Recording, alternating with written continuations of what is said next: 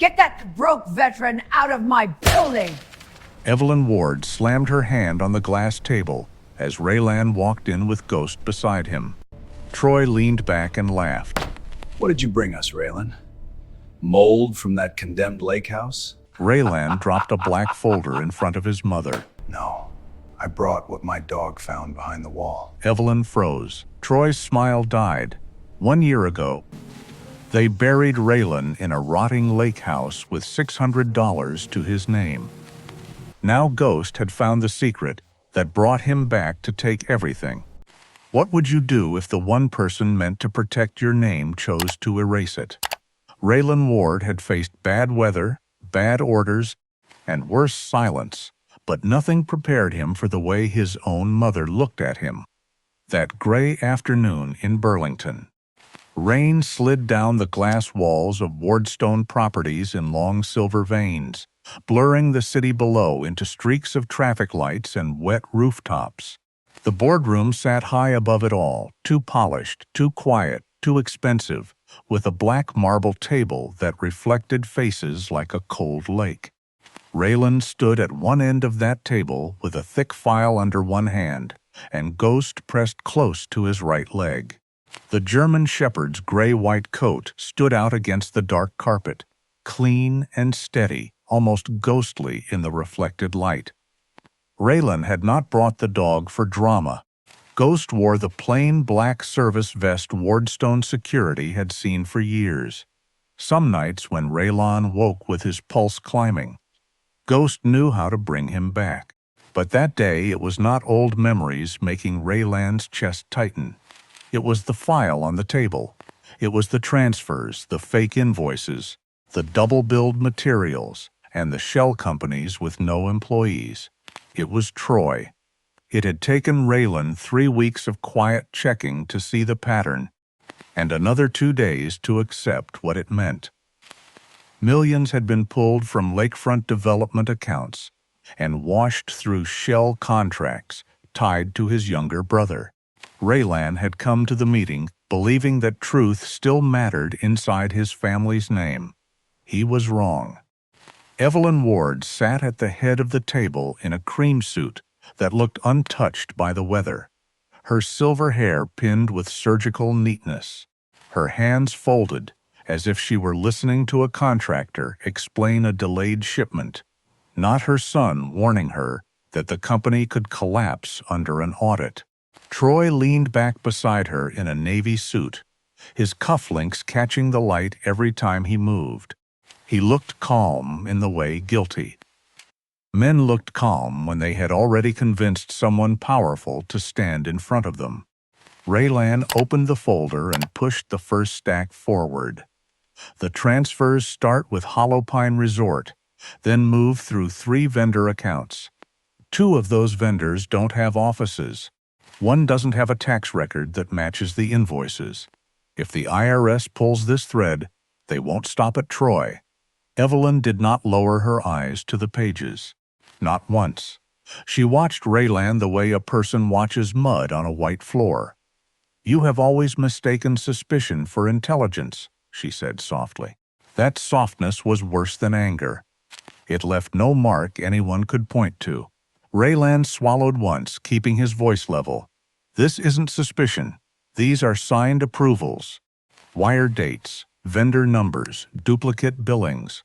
I checked the project ledger myself." Troy gave a small breath through his nose, almost a laugh. "You mean you broke into internal files because you still think every room is a battlefield?" Ghost's ears twitched. Raylan felt the old heat rise in his neck, but he did not look away. "I had access because I was assigned safety and asset review." "You had access," Evelyn said, finally touching the folder with 2 fingers. "Because I made the mistake of trusting you to know your place."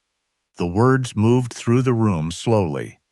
Raylan had heard hard words before.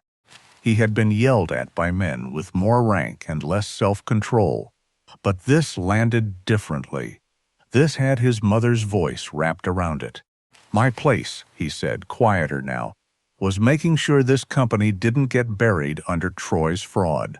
Troy's face tightened, but only for a second. Evelyn slid the folder away from her, as if the paper carried a smell. Your brother is preparing to take this company into its next decade. You keep dragging Battlefield thinking into a business that requires finesse. You see danger because peace makes you useless. For the first time, Raylan's hand shifted on the table. Not a strike, not even close. Just a small tightening of the fingers, the kind of movement a man makes when something inside him is trying not to break. Ghost rose from the carpet and leaned against his leg. Evelyn noticed and gave the dog a brief cold glance. "This ends today," she said. She opened a slim leather folder and removed a white envelope. "You were never given voting shares, only a salary, access, and the illusion that this family had made room for you. Your financial access is revoked. Your company apartment must be vacated within 7 days. You will no longer attend family business meetings, board briefings, or private ownership discussions." Raylan stared at her, waiting for the part where a mother returned to the room. She never did. "You're firing me for bringing proof? I'm removing a liability." The envelope slid across the marble and stopped against his knuckles. "Your final inheritance."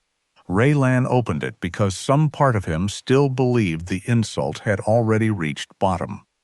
Inside was a deed transfer for Hollow Pine Lake House, Arthur Ward's old property outside Briar Falls, signed through the family trust Evelyn controlled. Abandoned 9 years, condemned by the town, and worth less than the cost of saving it. Raylan looked up. Evelyn's mouth curved slightly, not enough to be called a smile. "That house suits you better than this room.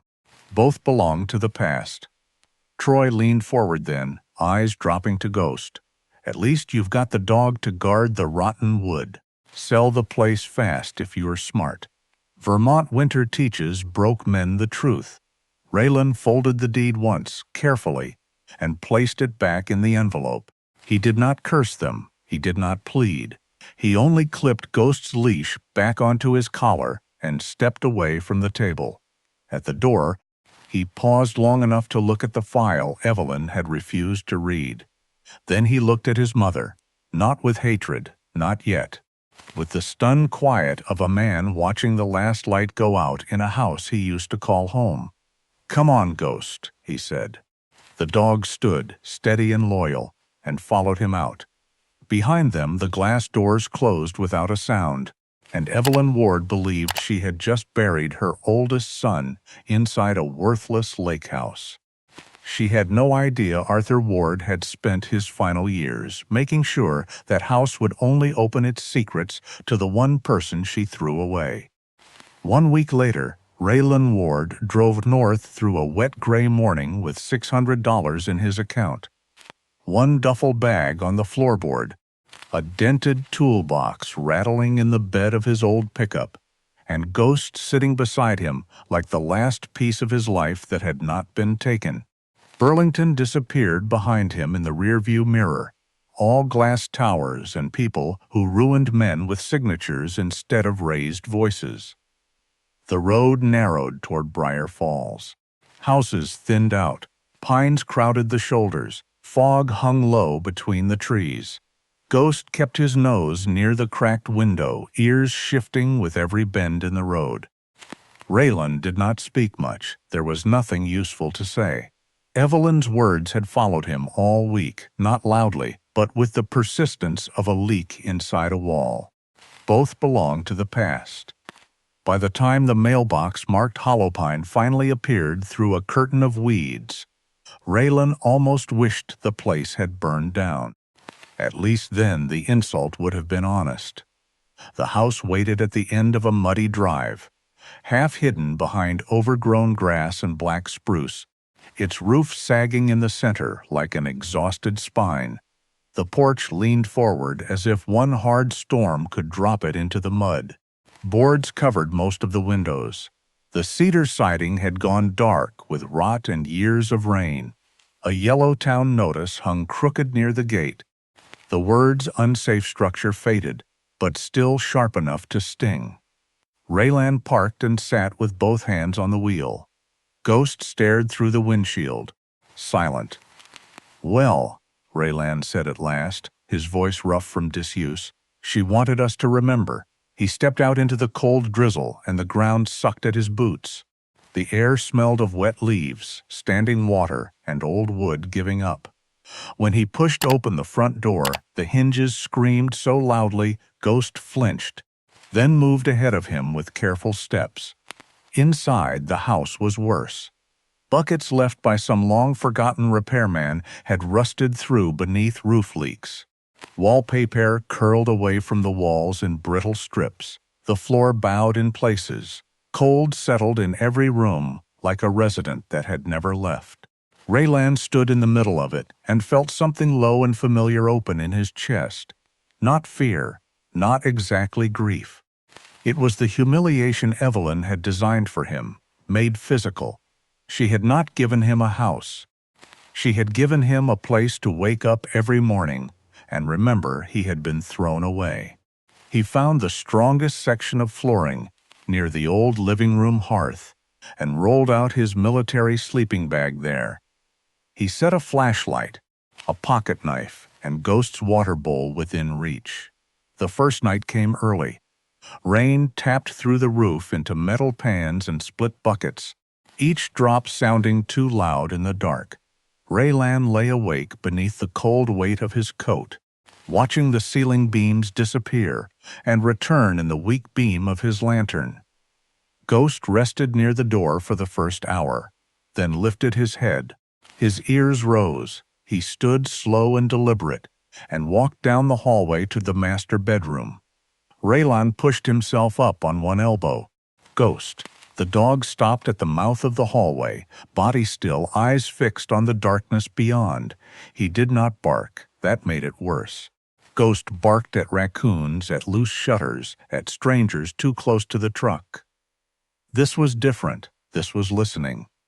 Raylan got up, joints stiff from the cold, and followed with the flashlight. The hall smelled stronger near the bedroom, damp and old, with a faint trace of stone dust. Somewhere inside the wall came a soft knock. One time, then nothing. Raylan swept the light across warped paneling, broken trim, a heavy stone fireplace at the far end of the room. Ghost stood beside the left wall, staring as if something on the other side had just breathed. Raylan pressed his palm to the paneling. Cold, solid, ordinary. He told himself old houses made noises. Wood shrank, pipes settled. Animals found spaces people missed. But Ghost did not move until Raylan turned away. And even then, the dog looked back twice before returning to the living room. Morning came thin and colorless. Raylan woke sore, bitter and hungry. He started in the kitchen because anger needed work or it became poison. He cleared broken dishes, pulled rotten cardboard from under the sink, and scraped years of grime from the counter with the edge of a putty knife. Near the back door, beneath the lower lip of the doorframe, his rag caught on something. He leaned closer, wiped away a packed line of dust, and found words carved small into the wood. "The one who rebuilds will know." Raylan stared at it until the kitchen seemed to go quiet around him. Arthur Ward had said things like that. Not often, never for effect. Arthur had believed that a man revealed himself by what he repaired when nobody was watching. Raylan ran his thumb over the shallow letters. Not the one who owns. Not the one who sells. The one who rebuilds. Ghost came to his side and pressed his shoulder against Raylan's knee. For the first time since the boardroom, Raylan looked at Hollow Pine Lake House and felt something besides shame. Evelyn had sent him here to be buried in rot and cold, but Arthur had left a sentence in the bones of the house, and Ghost had heard something waiting behind the walls. By the second morning, Raylan understood that Hollow Pine Lake House would not kill him all at once. It would do it slowly, with damp socks, cold coffee, splinters under the skin, and the steady humiliation of needing to fix a roof with money that barely covered gas and canned food. He drove into Briar Falls with Ghost in the passenger seat and a handwritten list folded in his jacket pocket. The town was small enough that people looked up when his truck rolled past, but not small in the charming way brochures liked to sell. It had a tired diner, a post office with peeling paint, a church steeple darkened by weather, and a hardware store called Whitcomb Supply that smelled of lumber, motor oil, and old coffee. Dale Whitcomb stood behind the counter, a broad-shouldered man in his 60s, with a gray beard and hands thick from work that had never been done sitting down. He watched Raylan place contractor bags, a cheap tarp, gloves, mold cleaner, a flashlight, screws, short boards, and a used crowbar on the counter. "Holopine," Dale said, not as a question. Raylan looked up. "That obvious?" Dale glanced at Ghost, then back at the pile. "Nobody buys that kind of misery unless they inherited it." There was no cruelty in it, just fact. Raylan almost appreciated that. "I'm trying to keep it standing." Dale studied him for a second longer than politeness required. "Then you picked the one house around that might deserve the trouble." Arthur Ward built its frame himself. Best bones on the lake. He never built anything just to impress rich people. The sentence landed harder than Raylan expected. In Evelyn's version of family history, Arthur had been stubborn, outdated, too sentimental for modern development, a man who did not understand leverage, branding, or scale. Yet here was a stranger in a faded flannel shirt speaking Arthur's name with something close to respect. Dale rang up the supplies, then slid 2 extra bundles of shims and a box of old nails across the counter. "On the house. You'll need them before sunset." Raylan started to object. Dale cut him off with a look. "Your grandfather once fixed my roof before a storm and took half what he should. Let me pay a little of that back." Raylan drove back to Holopine quieter than before. The road looked different now, though nothing had changed. By noon, he was tearing rotten carpet from the living room with both hands, the crowbar biting beneath tack strips, dust lifting in sour clouds. Ghost followed him room to room, stepping carefully over nails and broken trim. Raylan worked until his shoulders burned. Every time the crowbar ripped up a strip of ruined wood, he heard Evelyn's voice again. Both belonged to the past. He threw another blackened board through the open doorway. "Not buried yet," he muttered. The next days blurred into the same brutal rhythm. Dawn coffee on a camp stove, buckets emptied, tarps tightened, mold scrubbed until his eyes watered. At night he fell asleep with aching hands and woke before the cold settled too deep. The house fought him, but it also began to answer. Under the dirt, the oak floor still held a dull honey color. Behind the warped baseboards, the studs were straighter than they had any right to be. Arthur had built well. Someone else had abandoned it badly. Ghost kept returning to the master bedroom. Not all the time, not dramatically. Just often enough that Raylan noticed. The dog would pause beside the stone fireplace, especially along the west wall, nose low, ears forward, body still in a way that did not belong to mildew or mice. Raylan checked for nests, water damage, loose boards. He found rot, yes, but not what Ghost seemed to be tracking. 3 days later, Dale stopped by with a load of discounted lumber and a thermos of coffee. He stood in the master bedroom doorway, looking at the fireplace as if seeing a man instead of stone. Arthur was proud of that hearth, he said. Had a mark carved right there. Dale pointed to the left side, near the lower edge of the stone. Raylan wiped away soot and dust until a small symbol appeared, a triangle inside a circle. His breath slowed. "What is that?" Dale shook his head. "Arthur's mark, maybe. He used it when something mattered." That evening, while clearing a swollen kitchen drawer, Raylan found a folded receipt stuck behind the runners. The paper was brittle but readable. Dated 2018. Paid by Arthur Ward. Work description: reinforce west wall cavity beside master fireplace. Raylan read it twice. Then a third time. Evelyn had told everyone Arthur was no longer competent by then, too confused to sign contracts, too weak to manage property, too far gone to make decisions.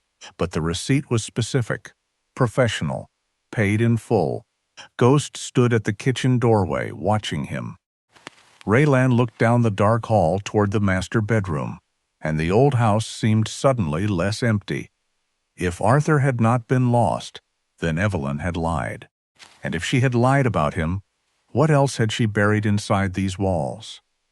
By the end of November, Hollow Pine Lake House had stopped feeling like an insult and started feeling like a warning. The first snow had not fallen yet, but the air had changed. It came through the gaps in the boards with a sharper edge, slipped beneath Raylan's collar, and settled into his hands until every nail, screw, and splinter felt colder than it should.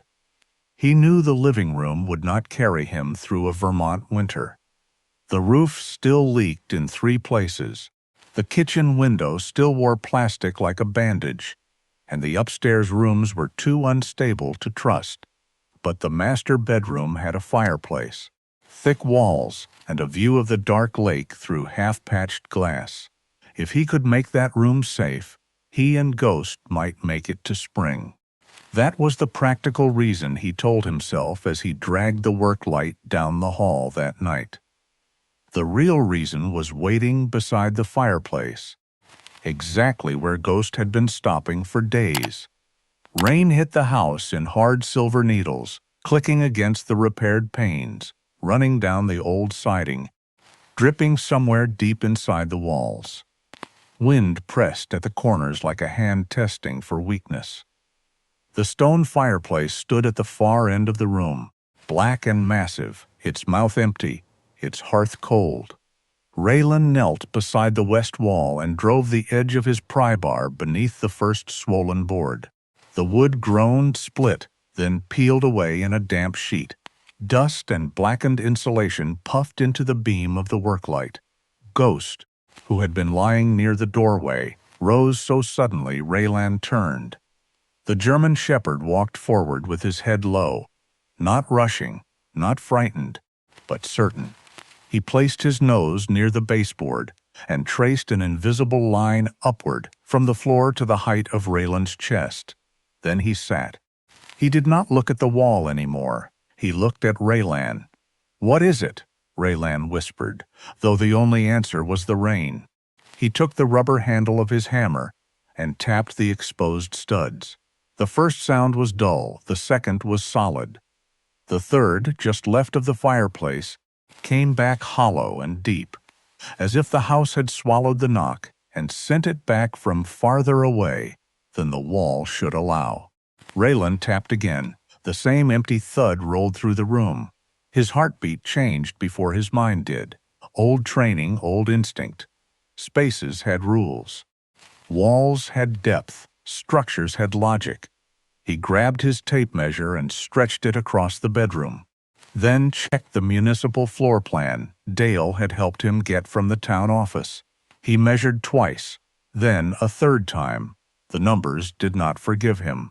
The west wall was nearly 3 feet thicker than it had any right to be. Houses settled, wood warped. But a room did not lose 3 feet and keep quiet for decades. Raylan returned to the wall and pulled harder. Another panel came free. Then another. Behind the mold-stained insulation was not exterior sheathing, not stone, not old repair blocking.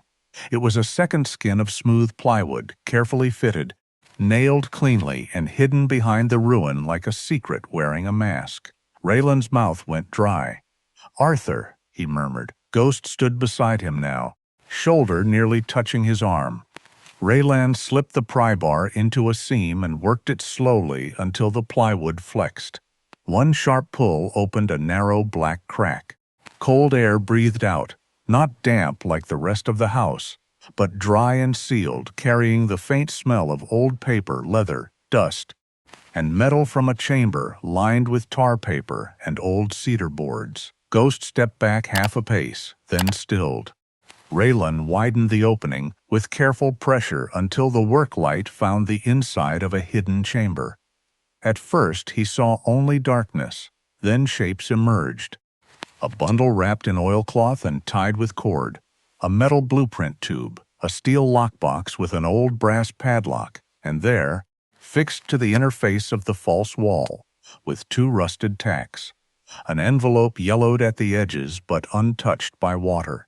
Raylan reached in and pulled the light closer. 5 words were written across the front in Arthur Ward's tight, unmistakable hand, for the one she threw away. Raylan did not move. The rain kept striking the windows. The house creaked around him. Ghost stood guard at his side. Evelyn had meant Hollowpine to be a grave for his pride, a rotten place where a discarded son could disappear quietly before winter finished the job. But Arthur had built a hidden room inside that grave, and somehow, across years of silence, he had left it waiting for the exact man Evelyn believed she had finally buried. Raylan did not touch the envelope first. He stood there with the flashlight trembling slightly in his hand, staring into the narrow chamber as if the dark had just spoken his name. Rain kept beating against the windows, steady and cold, and the old house answered with small groans from the roofline. Ghost lowered himself near the doorway but did not relax. His head stayed lifted, his eyes following Raylan with the patient intensity of a dog that knew the night had changed. Raylan reached into the cavity and dragged the oilcloth bundle across the floorboards. It was heavier than it looked. The fabric was stiff with age, tied with cord that had gone brown and brittle. When he set it down beneath the work light, dust lifted around it in a pale ring. For a long moment he knelt there, one hand on the knot, feeling as if the whole house had waited for his hands. He cut the cord with his pocket knife. The oilcloth opened in folds. Inside lay a dark brown leather ledger, its brass clasp dulled by time, a sealed envelope, several certificates protected in waxed sleeves, and a stack of old municipal bond certificates and trust documents so carefully preserved that only the edges had yellowed. Raylan knew enough finance from Wardstone to understand what he was seeing, but not enough to believe it at first. He checked the dates, checked the issuing authority, checked the face values twice. Then he stopped counting because the number had already crossed into a life he had not imagined an hour earlier. Roughly $1.3 million, maybe more after verification, enough to fix Hollowpine, enough to hire a serious attorney, enough to never again sit across from Evelyn Ward and need anything from her. The money should have knocked the air out of him. It did not. The envelope did. His name was written on it in Arthur Ward's tight, slanted hand. Raylan wiped his fingers on his jeans before opening it, an old habit of respect he did not know he still had. The letter inside had been folded twice. The paper smelled faintly of cedar and dust. Raylan read the first line, and something deep in his chest went still. Raylan, if this reached you. Then she finally threw away the one person in this family who still knows the difference between a structure and a polished lie. He closed his eyes once. Ghost shifted closer, nails clicking softly on the floor. Raylan kept reading. Arthur wrote that Evelyn would never find the room because she priced things instead of repairing them. Troy would never find it because he only entered old places to sell them. The person who found it would be someone willing to stand in mold, pull rotten boards, and listen when the house gave a hollow answer. Arthur wrote that he had watched Evelyn turn usefulness into love and obedience into worth. When people stopped serving her purpose, she removed them. Not always loudly, not always illegally at first, but thoroughly. Names vanished from board minutes. Signatures appeared where they should not. Memories were rewritten until the victim sounded unstable and the thief sounded practical. Raylan read slower as the words sharpened. Arthur had seen it coming.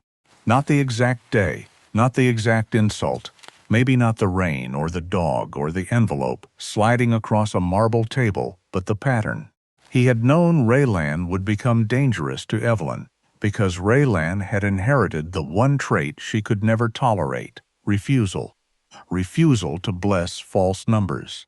Refusal to smile at polished theft. Refusal to call a lie a strategy just because it wore an expensive suit. Raylan set the letter down with care and opened the metal blueprint tube. The paper inside unrolled with a dry whisper. It was the original hollow pine floor plan, hand-marked in red. 6 small triangles sat across the drawing. One marked the fireplace wall, the others waited at the boathouse, the cold cellar below the kitchen, the attic, the rear tool shed, and the dry well east of the property. Raylan stared at them, and the chamber behind him suddenly felt less like a hiding place and more like the first page of a map. Then he opened the leather ledger. The first entries were clean, dated, methodical. Arthur had recorded assets, transfers, trust certificates. Then the tone changed. Medical evaluations requested by Evelyn and contradicted by Arthur's own doctor. Contracts altered after signature. Board meeting minutes prepared before meetings occurred. A threat, written in Arthur's restrained words, that Evelyn would ruin his reputation if he challenged her removal of him from Wardstone Properties. Raylan felt the cold leave his hands and move into his stomach. This was not just inheritance. This was evidence, not just money. A sentence waiting to be carried out. Evelyn had not only lied about Raylan, she had practiced on Arthur first.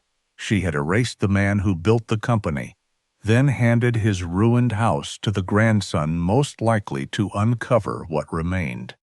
Raylan looked toward Ghost, who watched him without blinking. "She didn't give us a grave," Raylan said quietly. "She gave us the door." Outside, the rain kept falling, but the sound no longer felt like weather. It felt like a countdown. Raylan did not spend $1 of Arthur's hidden money that night. He wanted to. God, he wanted to. The roof still leaked, the cold still worked its way through the floorboards, and the idea of calling Evelyn for nothing ever again burned in him like a clean flame. But wanting and trusting were different things, and Raylan had survived too much by knowing the difference. Before sunrise, he wrapped the bonds, ledger, letter, and blueprint in plastic, photographed every page with his phone, then drove to Burlington long enough to leave copies with a corporate attorney whose name had once made men at Wardstone lower their voices. The attorney, Martin Hales, studied the first pages in silence, then looked over his glasses and said, "Do not confront your mother. Do not contact your brother. Find the rest, document everything before moving it, and keep every item tied clearly to that property." Raylan drove back to Hollow Pine with those words sitting beside him, heavier than Ghost. The next morning, he started with the boathouse. It leaned over the lake like a drunk old man, half its roof gone, its dock ribs poking through black water. Ghost moved first, stepping over rotten boards with careful paws, then stopped near a cracked concrete footing. His nose worked along one seam, slow and exact.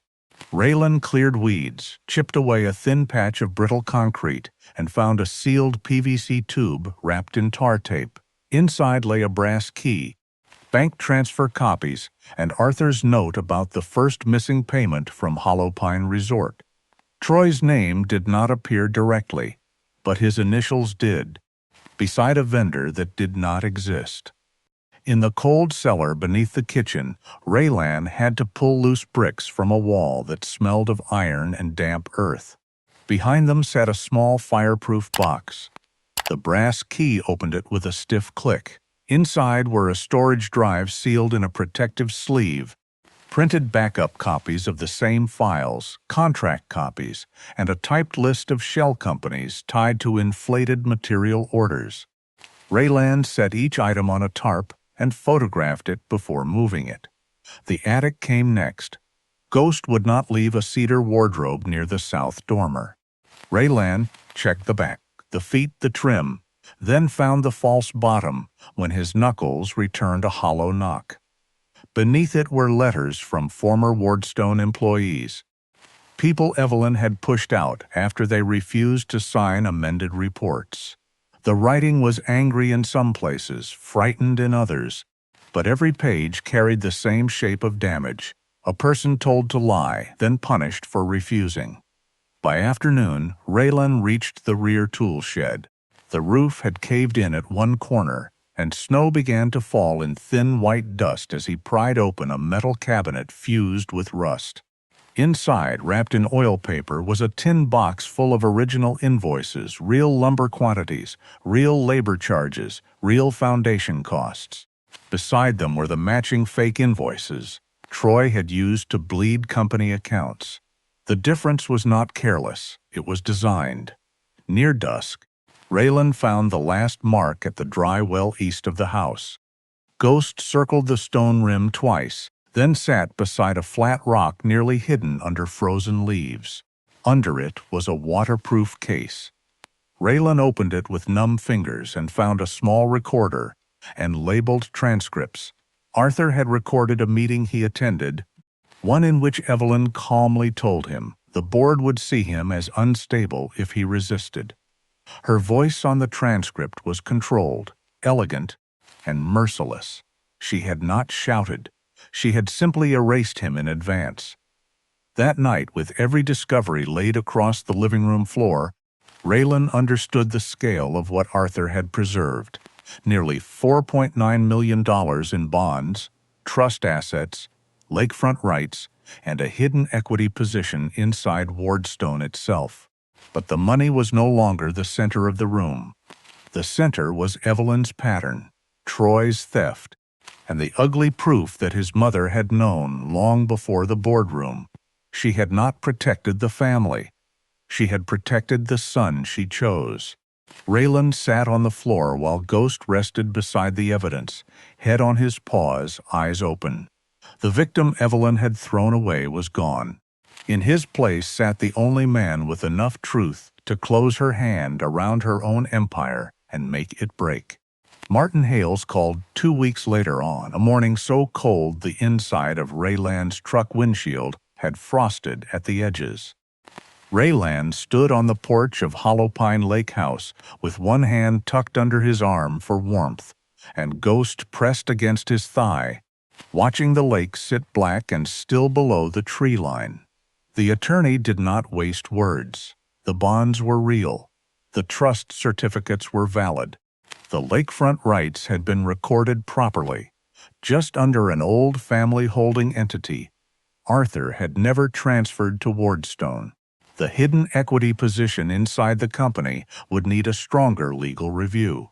But it was not fantasy. It existed. Raylan listened without moving until Hales said the number out loud. Close to $4.9 million in combined value before the land was fully appraised. For a few seconds, the cold vanished. Raylan looked through the front windows of the ruined house, at the exposed studs, the patched plastic, the buckets under old leaks, and the ash-gray fireplace where the hidden room had waited. He should have felt joy. Instead, he felt something quieter and sharper.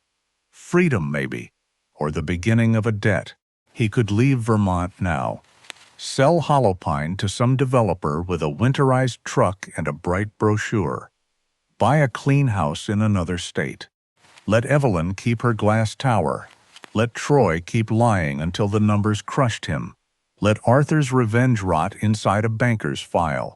It would have been easy, and for one tired afternoon, Raylan almost wanted it. Then he walked through the master bedroom and saw the envelope again, framed by the work light on a folding table. For the one she threw away, Arthur had not left him an escape hatch. He had left him a loaded truth and trusted him not to waste it. By the end of that week, Holopine began to change. Raylan hired Dale Whitcomb as a construction advisor, though Dale grumbled that advisor sounded too fancy for a man who still owned 3 tape measures and trusted only one. They rebuilt the roof before the heavy snow, replaced rotten rafters, sealed the chimney, installed heat, and cut away mold until the house smelled less like abandonment and more like wet lumber. Raylan paid every invoice on time. He bought quality materials but kept Arthur's original work wherever it could be saved. The oak floors came back under sanding, scarred but warm. The cedar siding took stain like a tired face taking color. The porch, once bent toward the mud, stood square again over the lake. Holopine did not become glamorous. It became solid. That mattered more. Ghost changed with it. In the first weeks he had slept facing the door, ears lifting at every crack of ice or branch. Now Ghost stretched in a square of winter sun by the new glass doors, calm against the restored floorboards. But whenever Raylan opened Arthur's ledger at night, Ghost would rise, cross the room, and settle beside his chair as if he understood that shelter was not the end of the story. Raylan read the ledger until he could see Evelyn's pattern without the pages. Isolate, discredit, replace, profit. She had done it to Arthur. She had tried to do it to him.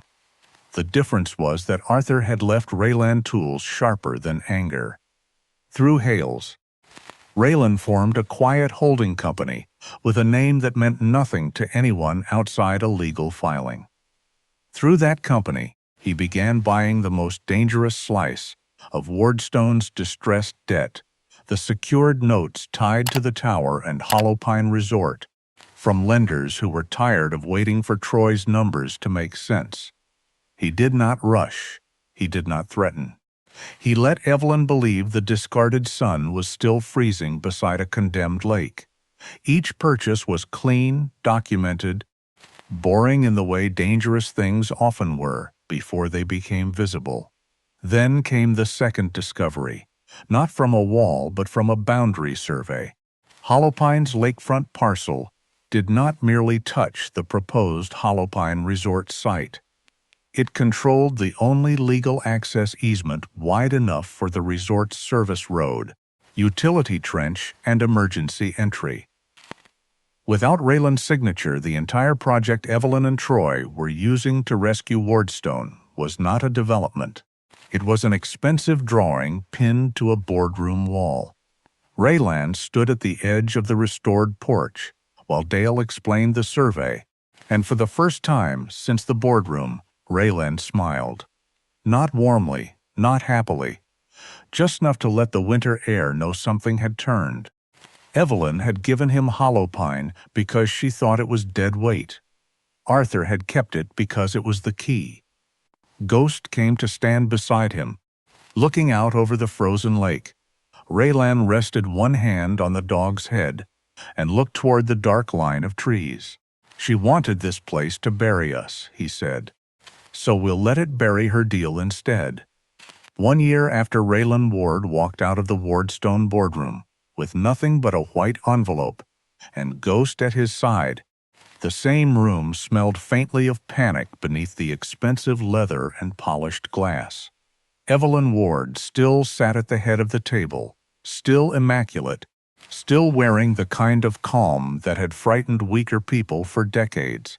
But the illusion had begun to crack in places no tailor or lighting designer could hide. Her cheekbones looked sharper. Her hand lingered too long over her coffee before she lifted it. Outside the tall windows, Burlington was bright with winter sun, but inside Wardstone Properties, the air felt airless and stale, as if the building itself knew the numbers no longer obeyed her. The first call had come from the bank. A temporary review, they said. Routine caution, they said. Then 2 credit lines were frozen. Then 3 vendors demanded payment before releasing materials. Then an investor group from Boston requested a full audit of the Holopine Resort budget. including vendor selection, change orders, land access agreements, and all consulting fees approved by Troy Ward's office. Evelyn had handled pressure before. Pressure was part of power. But this was not pressure. This was pressure with a pattern. Troy sat halfway down the table, no longer leaning back with that easy private school confidence he used to wear like cologne. His suit was still expensive, but it hung wrong on him now. His eyes were red at the edges. He kept checking his phone under the table, then setting it face down, then checking it again 20 seconds later. "We need to move the South Wharf parcels," he said, voice too fast. "Even at a discount, we free up 6, maybe 7 million, cover the shortfalls, calm the lenders, and get Holopine moving again before the audit turns into theater." Evelyn looked at him slowly. "Do you think I haven't already tried?" Troy's mouth shut. Their general counsel, Paul Renner, cleared his throat from the far end of the table. He looked like a man who had aged 3 months since lunch. "Most of those assets are tied to loan covenants, collateral, or liens. We can sell, but not fast, not clean, and not without triggering questions we do not want asked." Evelyn's eyes narrowed.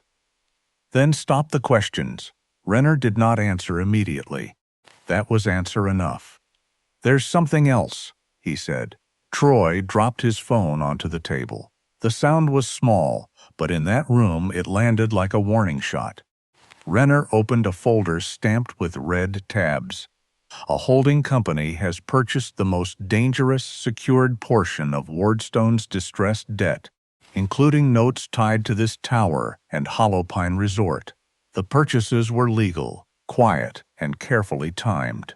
Whoever controls that entity can demand restructuring terms, inspect secured assets, and request a deeper financial review if we miss another covenant." Evelyn's face did not change, but the room seemed to lean toward her. "Name: North Lantern Capital. Who owns it?" Renner swallowed. "We don't know yet.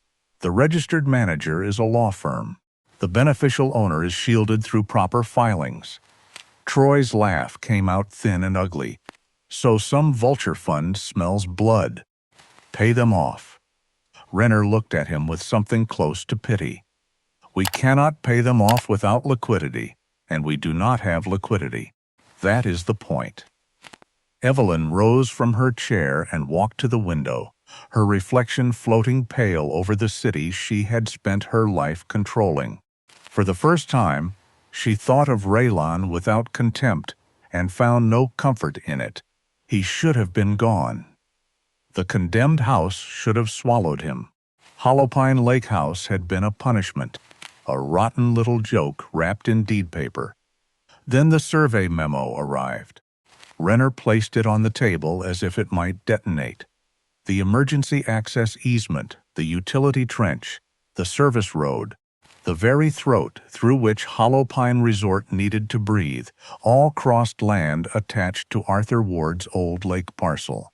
The parcel now belonged to Raylan. Without his signature, the resort could not move forward. Without the resort, Wardstone could not reassure lenders. Without lender confidence, North Lantern Capital could tighten its hand around the tower, the Holopine Resort collateral, and the assets tied to the secured notes it now controlled. Troy stared at the survey, color draining from his face. "That's impossible. That house was worthless." Evelyn turned from the window. Her voice was quiet but no longer steady. "Worthless to us." The words remained in the room after she said them. Somewhere far away in a restored house beside a frozen lake, Raylan Ward was not shouting, not threatening, not begging to be believed. He was letting Evelyn and Troy discover, document by document, that the grave they dug for him had been built over the foundation of their own collapse. The rain returned to Burlington on the morning Raylan Ward came back. It slid down the glass walls of Wardstone Properties, bringing the old humiliation back with it. Only this time, he did not step from an old pickup wearing a work jacket stiff with cold. He stepped from a black SUV in a dark, perfectly fitted suit, simple enough not to beg for attention, and sharp enough to make people look twice. Ghost moved beside him with quiet authority, his black leash loose in Raylan's hand, his eyes steady on the revolving doors. Behind them walked Meredith Shaw, a Boston corporate attorney with the kind of reputation that made board members stop whispering. The lobby guard recognized Raylan and hesitated. Raylan did not smile. "Wardstone boardroom," he said. "They're expecting me, even if they don't know it yet." By the time the elevator opened on the top floor, Evelyn Ward was already in the middle of a crisis meeting. Troy sat to her right, pale under the expensive lighting. Paul Renner stood near the screen with debt schedules frozen behind him. No one spoke when the mahogany doors opened. For one strange second, Raylan saw the room as it had been a year ago. The black marble table, the cold glass, Evelyn's untouched face, Troy's little smile. Evelyn rose first. "Get him out." Her voice snapped across the room, brittle and sharp. "Raylan, whatever performance you think this is, you are trespassing." Ghost stopped at Raylan's left side, calm as a carved statue. Raylan looked at the security man near the wall. "Before anyone touches that radio, call building management and Wardstone's counsel. Meredith served notice this morning. This is no longer a private family meeting. It is a default review, and North Lantern Capital holds the secured notes that give it standing in this room. I control North Lantern." The room seemed to lose oxygen. Troy's mouth opened, but nothing came out. Evelyn's eyes narrowed, fighting to hold the mask in place. "You?" Raylan walked to the table and placed a thick binder in the center, exactly where Evelyn had once pushed his evidence away. Meredith set down a second binder beside it, then a third, then a sealed envelope marked for counsel. "This is Arthur Ward's ledger. These are the bonds and trust documents you never found. This is the Hollow Pine land access agreement you need and do not have. These are the debt purchases. These are the shell companies Troy used. These are the fake invoices, the real invoices, the amended contracts, the employee letters, the storage drive, and the transcript of the meeting where you threatened to paint Arthur as incompetent if he refused to leave the company he built." Troy stood too quickly, his chair scraping back. "That's insane. He found garbage in a condemned house and now he thinks he owns us." Raylan turned to him, and the quiet in his face was worse than anger. "No, Troy. I found what you were too lazy to look for, and what she was too arrogant to believe still existed." Evelyn took one step toward the binder, then stopped when Meredith opened the top page. Arthur's handwriting stared up from beneath a protective sleeve. For the first time since Raylan had known her, Evelyn Ward looked unsure of where to put her hands. "You cannot prove chain of custody," she said, but the sentence had already begun to collapse. Meredith answered, smooth and merciless, "We can. We have site photographs, dated video, third-party verification, bank authentication, forensic review of the ledger, and original storage media preserved by counsel. We also have enough to invite a full lender review, investor notification, and regulatory inquiry before the end of business today." Raylan placed two documents in front of Evelyn. Option 1. You sign the resignation, the irrevocable voting proxy, and the board package transferring control to a new board chaired by me. Troy is removed from every financial function. You sign a sworn cooperation statement through counsel. Wardstone cooperates, repays what it can, and survives under new leadership. He placed a second envelope beside it. Option 2. Meredith sends the full file to lenders, investors, and the authorities. Hollow Pine Resort dies today. Wardstone enters a fight it cannot afford, and Arthur's name becomes the first line of every story they write about you. Troy's voice cracked. "Raylan, come on. You're not going to do this to your own family." Raylan looked at him for a long moment, remembering the marble table, the envelope, the rotten wood joke, the winter they had wished on him. Family was the word you used when you needed silence. It was never the word you used when I needed truth. Evelyn's face had gone pale beneath her makeup. You were nothing when I gave you that house. Raylan leaned forward, palms flat on the table. You gave me Holopine because you thought I would rot inside what you called worthless. But Arthur understood something you never learned. A house is only useless to people who never intended to rebuild anything. You saw trash. He saw the truth. I saw the road back here. The rain struck the glass harder. Evelyn stared at the documents. Troy stared at the door like escape still existed. Ghost stood beside Raylan, unmoving, loyal, silent. The boardroom that had erased Raylan Ward now waited for Evelyn Ward to sign herself out of the empire she had stolen. Evelyn signed because every door had already closed. Not slammed, not dramatically, not with shouting, but with the quiet precision of paperwork, turning against the person who had spent her life using paperwork as a weapon. Her pen moved across the first page, then the second, each stroke smaller than the last. She did not look sorry. Raylan knew better than to search her face for that. Regret would have required her to see Arthur as a father, Raylan as a son, and Troy as a man she had protected into ruin. Evelyn only saw the walls coming in. Troy broke first. He pushed away from the table, hands shaking, his expensive watch loose on his wrist, and looked at Raylan with a wet, desperate panic that would have almost been pitiful if Raylan had not remembered the boardroom a year earlier, the rotten wood joke, the winter they had wished on him. Raylan, please, Troy said, voice cracking. You can't do this. We're family. Raylan looked at him for a long time. There was no pleasure in it.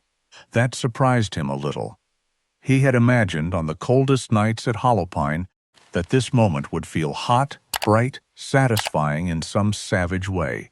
Instead, it felt clean and final, like pulling the last rotten beam out of a house before it poisoned the rest of the frame. Family is not a shield for theft, Raylan said. It is not permission to lie, steal, and throw away the only person who told you the truth. Troy lowered his eyes. Evelyn finished signing and placed the pen down as if it weighed more than the company. Meredith Shaw gathered the documents, checked each signature, and gave Raylan one small nod. Wardstone Properties no longer belonged to the woman who had erased Arthur, protected Troy, and tried to bury Raylan in a condemned lake house. By the time the afternoon rain softened against the glass, the transfer had begun. Evelyn's proxy was signed, her resignation was in Council's hands, and the new board package was already moving through Wardstone's legal channels. Troy was removed from every financial role and barred from signing authority. Evelyn lost the presidency, her voting control through the irrevocable proxy, her executive access, and the corner office she had treated like a throne. The fraud files were delivered through Council to lenders and regulators under a formal cooperation plan. Former employees who had been pushed out, discredited, or threatened were contacted for testimony and restitution. No one shouted. No one threw punches. The empire Evelyn built on silence simply began telling the truth out loud. Raylan did not stay to watch her carry a box from her office. He did not need that image. He had spent too many years letting her decide what counted as victory. He clipped Ghost's leash, tucked Arthur's ledger beneath his arm, and walked out past the same glass doors that had once closed on him like a verdict. 1 year earlier, he had left with a white envelope, a condemned deed, and shame burning behind his eyes. This time he left with the company, the evidence, and Arthur Ward's name pulled out of the grave Evelyn had dug for it. By sunset, Raylan was driving back to Briar Falls. The city thinned behind him, then the roads narrowed, Then the pines rose dark and familiar on both sides of the truck. Hollow Pine Lake appeared through the trees under a low gold sky, still and cold, with the restored house standing above it like it had been waiting to see who came home. New cedar siding held the last light. The porch stood straight. Warm lamps glowed behind clean glass. Ghost jumped out first and trotted to the dock, not alert now, not guarding against danger, just moving through his own territory with quiet certainty. Raylan followed and rested one hand on the rail Arthur had built decades earlier. For a while he said nothing. The lake did not ask him to. In the months that followed, Wardstone changed. Raylan redirected part of the company into a restoration fund for old homes and veterans at risk of losing theirs. It did not soften what he had done to Evelyn and Troy. It proved why he had to do it. Power, he had learned, did not become clean because a better man held it. It became clean only when that man used it differently. In Arthur's old study at Hollowpine, Raylan placed the leather ledger inside a glass case. Beneath it, on a simple brass plate, he had 5 words engraved: respect what others overlook. Not as decoration, as a warning, as a promise, as an answer to anyone who ever called a broken man or a broken house worthless. Late that night, Raylan stood on the porch with Ghost sitting at his boot, quiet and watchful in the moonlight. The house behind them was warm. The company ahead of him was his. The truth was no longer hidden in walls. Evelyn had thought Hollowpine would be his tomb. Arthur had made it a key. And Raylan, the son she threw away, had turned it into a kingdom. If Raylan and Ghost's journey pulled you in, like and subscribe for more Hidden Truth dramas. What shocked you more, Ghost finding the wall or Raylan walking back into that boardroom? Tell us where you're watching from.